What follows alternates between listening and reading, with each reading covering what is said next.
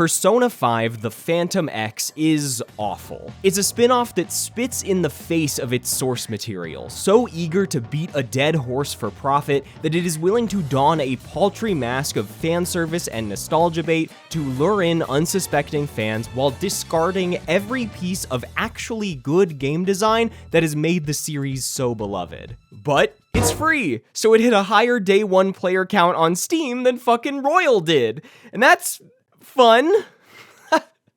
Fun? After spending several months last year on a video essay about why gacha is bad, I'm not looking to repeat myself on why gacha is bad. The reason I've chosen to cover this new weed upon its global release is because it isn't just some anime IP I don't care about. It's Persona, a series that means a great deal to me. While a lot of the critiques I'm about to make are nothing groundbreaking, I feel they're worth highlighting in direct comparison to Persona 5's structure to demonstrate just how much the gacha formula eats away at the series' core. Phantom X is the video game equivalent of a fucking skinwalker, and I can't fully describe how depressing it feels to play. It looks like Persona 5, it has the same soundtrack and sound effects as Persona 5, the characters sit at the same booth at the same restaurant with the same camera angles, you can upgrade your social stats with daily life activities, buy medicine from Takemi, infiltrate palaces, and perform all-out attacks. You can even hang out with the original cast at LeBlanc. While I was playing, my brain would occasionally send me dopamine because it thought I was playing Persona 5, but then I'd look at it for more than 5 seconds and see its neck crack and joints bend backwards as it lurched towards my wallet. Yo, dude, But I unlocked the Phantom Pass, Condi. Holy shit, dude. The Battle Pass! Phantom X opens identically to Persona 5, even reusing the same cutscene and opening sequence to justify implementing characters from the original game and Persona 3 through an alternate universe gimmick. However, as you play, it slowly drops in more menu options and features before, fittingly, ripping its mask off about 2 hours in. Once the floodgates open, the screen becomes covered in noisy UI elements, dopamine breadcrumb trails, and FOMO purchase pop-ups that have become synonymous with modern gacha design. It ends in 3 days. Condi. Shit, Condi, dude. Okay, calm down, chill. Okay, calm down. I need you. Okay. Find your wallet. Okay. It's right here. It's on my desk already. Okay, open it up. Okay. Pull out your credit card. Okay. And read me those numbers so I can get this deal for myself. Okay, 1, 2, Okay. 3. I genuinely don't know where to begin with this shit, so I'll start with the feature that presents itself first, the narrative. The introduction and first palace are just bad. Persona 5 is already a pretty self-contained story. If I'm being charitable, I could say Strikers had some decent moments despite being a bit rehashy, but this is not a universe that needs to be further explored, or even worse, repeated. The only thing Phantom X really manages in its opening act is copying Persona 5's homework as closely as possible, but just the handwriting, not the heart. Nothing major happens to the main character to kick off the events of the game. He's just an apathetic high school student that has a fanfic nightmare about being Joker and then killing Joker, I guess. He doesn't even seem to really give a shit about becoming a phantom thief. I've done some research into later palaces and do want to at least acknowledge that they get a bit different, but most of what's present for me to evaluate in the global launch is the first palace, and boy does it give a terrible impression. While Kamoshida serves as a powerful introduction to the themes of Persona 5 through his abuse of other students, the first villain in Phantom X, Kyuchi, likes pushing people in the subway. Sexual harassment on trains is a genuine issue in Japan, but it's hard to take anything seriously here when the localization nicknames him the Subway Slammer, and he runs around yelling, "The entire subway is mine for the slammin'." Why does he do this? Because he's so mad that a girl beat him in a game of baseball one time that he hates all women now. Fucking LMAO, dude. His true villain moment comes when he shoves Motoha's friend Tomoko into the tracks, injuring her and giving Motoha a stronger reason to awaken to her persona. And how does Motoha awaken to her persona? Well, by having her life threatened while being chained up to a BDSM X-Cross, of course. I'd call it plagiarism, but I guess in some ways it's just a franchise plagiarizing itself? Oh, and remember how the threat of Kamoshida expelling everyone ties the villain's motives to the palace deadline? Well, since there's no deadlines in this game, the ultimate threat is that Kyuchi might push a baby down the stairs. Lufel, the game's Morgana, is a similar shtick, a creature born from humanity's desires that has amnesia but thinks stealing treasures from palaces will help get his memories back. So far though, outside of an antiquated way of speaking, he doesn't seem to have the insecurities or quirks that make Morgana so annoying yet significant to the later plot developments of Persona 5. So, there's our half-baked narrative, with little gems given out after every cutscene to make sure you feel extrinsically motivated. Guess it's time to infiltrate the palace, right?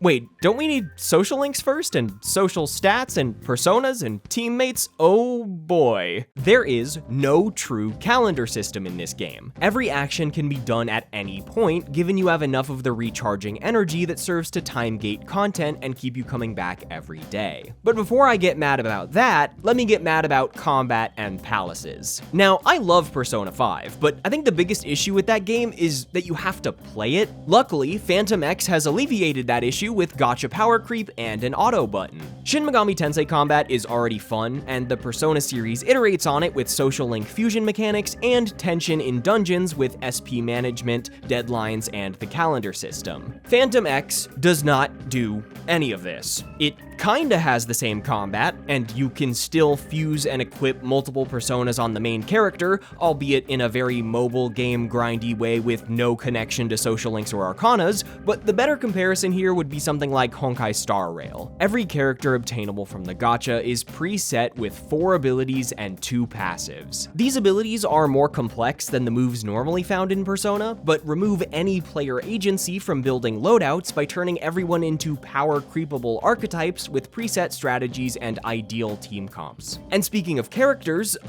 narrative cohesion is gone. Instead of your party members being introduced one by one with their own awakenings and story connections, you can just throw anyone in the party. I've got On from Persona 5, even though she doesn't exist, this Chinese girl I met on the street, and this ice girl, I guess. And my navigator? Oh, she's the married woman that lives across the street.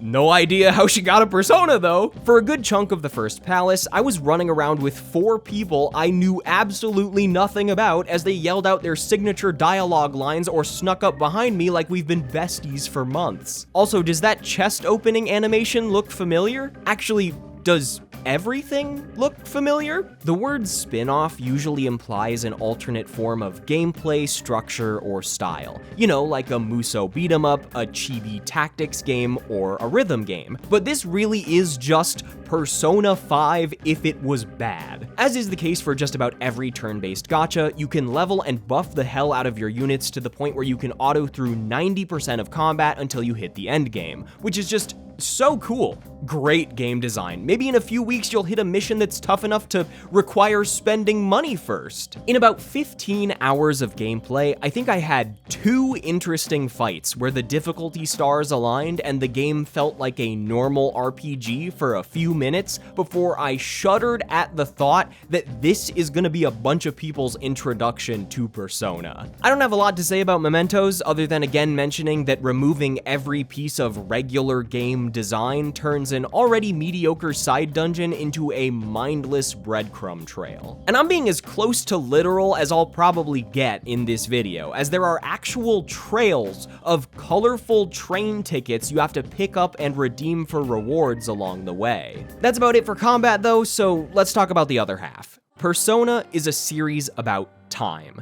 It's about who you choose to spend your valuable fleeting days with. It's about the goddamn calendar that sits in the top left of the screen, an omnipresent reminder that there is finite time in your story and it's up to you to make the most of it. In Phantom X, the only thing stopping you from maxing out every social stat and grinding out infinite resources before exploring a palace is the real-life days it takes to regenerate your city exploration points and memento stamina. When you finish a night activity and go to bed, the calendar shifts from yesterday to today endlessly. It's just surreal to me that they chose to make Phantom X feel like the original game, even though it couldn't implement any of the shit that actually makes Persona Persona. Even the few features that remain have been mangled in some way. Reading texts gives you gems to pull. Cutscenes give you gems to pull. Chests give you gems to pull. Daily life activities like watching movies or studying in the library give you gems to pull. Social links aren't a way to implement fun decision-making and planning while deepening relationships and unlocking fusion bonuses, as they've been twisted into another drip feed that gates rewards and mechanics behind a long-term grind. The Thieves' Den was an extra content section added to Royal where you could chill out, listen to music, and play cards while admiring concept art. But now, the concept art costs currency that you earn from sending your party members to visit the town hall that increases your Pevel, which can be upgraded by strengthening your characters to increase your Quevel, and these are real things in the game that are going to make me commit a horrible crime. A significantly worse version of Persona 5's opening act, covered in the grime of mobile retention mechanics, did not give me any indication that Phantom X is hiding some massive revelation up its sleeve, but even if it is, wading through the malaise as new palaces are released in chunks over the course of 2 to 3 years does not sound appealing. In the first 2 hours, Phantom X gives you 3 separate microtransaction pop-ups that add up to more money than the default price of Persona 5 Royal. Oh fuck, Condi. Oh, Fuck. shit, dude. Okay. Fuck. I'll take one for the team. Where's my wallet? $25! And the first palace even concludes with a congratulatory pop-up. Oh, but now that you've beaten that boss, would you like to spend $3.99?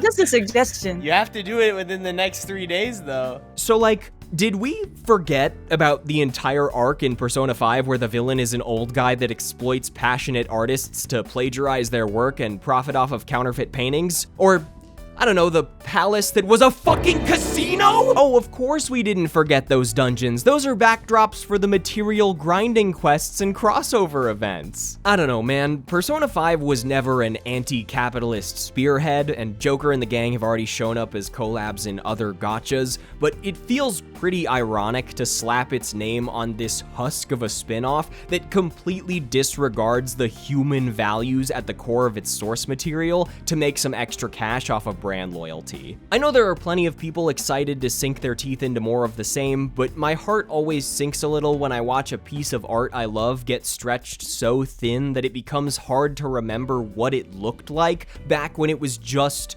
the piece of art I love. I will say though, Lynn and the ATLUS team are still making bangers, but with this being the 4th spin-off in the Persona 5 extended cinematic universe, I'm just surprised that they haven't run out of ways to make new versions of Life Will Change and Last Surprise. They're getting a lot of mileage off of that little ba-da-ba-dum-bum-ba-dum.